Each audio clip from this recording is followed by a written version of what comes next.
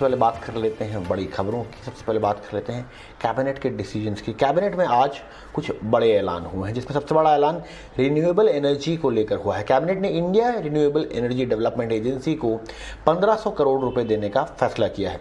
इस फैसले से IREDA की कर्ज देने की क्षमता बढ़कर 12,000 करोड़ हो जाएगी, जिसमें रिन्यूएबल एनर्जी सेक्टर को फायदा होने की उम्मीद है। इसके अलावा SBI के ब्याज पर ब्याज में छूट के लिए करीब 1000 करोड़ रुपए देने का भी फैसला किया है। रिन्यूएबल एनर्जी के क्षेत्र में पिछले कुछ वर्षों में मोदी सरकार में बहुत काम हुआ है। कई गुना ज़्यादा प्रोजेक्ट्स वहाँ पर लगाए गए और उसमें इरडा की भी बहुत बड़ी भूमिका रही।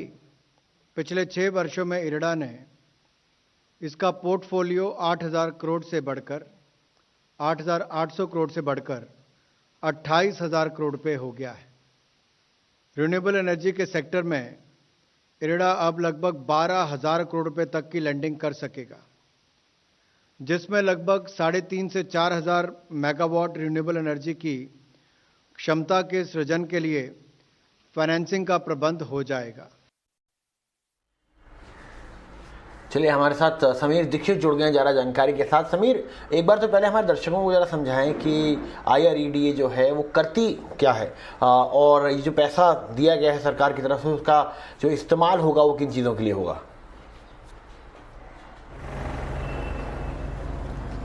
जी बिल्कुल, आज कैबिनेट ने 3 बड़े और अहम फैसले लिए, जिसमें सबसे पहला बड़ा फैसला था देश में रिन्यूएबल एनर्जी को बढ़ावा देने के लिए, और उसी दिशा में इरडा को 1500 करोड़ रुपए की पूंजी देने का ये फैसला कैबिनेट ने लिया है। IREDA यानी कि India renewable energy development agency दरअसल वो एजेंसी है जो रिन्यूएबल सेक्टर में जो तमाम प्लेयर्स हैं उनके लिए फाइनेंसिंग की सुविधा उपलब्ध कराती है। जो रिन्यूएबल एनर्जी के लिए अपना इंफ्रास्ट्रक्चर डेवलप करना चाहते हैं, प्लांट सेटअप करना चाहते हैं, या इस क्षेत्र में जो कोई भी आगे आना चाहता है, उसको फाइनेंसिंग के लिए ये इरडा एक अहम एजेंसी की भूमिका निभाती है।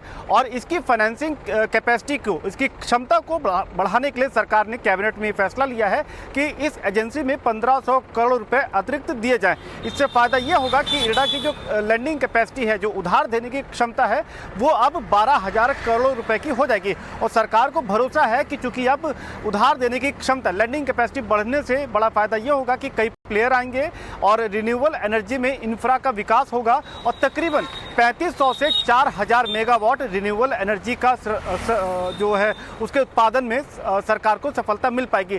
सरकार को यह भी भरोसा है कि इस एक फैसले से रोजगार के भी नए दरवाजे खुलेंगे और सालाना हजारों की संख्या में रोजगार या नई नौकरियां इस क्षेत्र में पैदा हो पाएंगी। तो ये पहला और बड़ा फैसला है।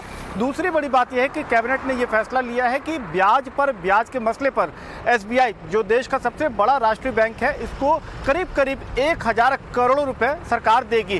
दरअसल हमने देखा था कि पिछले साल ही कोविड के चलते सरकार ने 6 महीने का मोरेटोरियम पीरियड दिया था, यानी कि आप अगर लोन का भुगतान करना चाहें तो ठीक, लेकिन अगर आप नहीं करना चाहें तो मार्च से अगस्त तक का मोरेटोरियम पीरियड दिया था। बाद में सुप्रीम कोर्ट ने यह भी कहा था कि जो ब्याज पर ब्याज नहीं लगाया जा सकता, और इसका एक भार जो है वो बैंकों पर आ रहा था, और उसी भार को सरकार ने ये कह करके अपने पर लिया था कि पूरा भार जो है वो बैंकों पर नहीं रहेगा। इसके लिए काफ़ी हद तक सरकार मदद करेगी।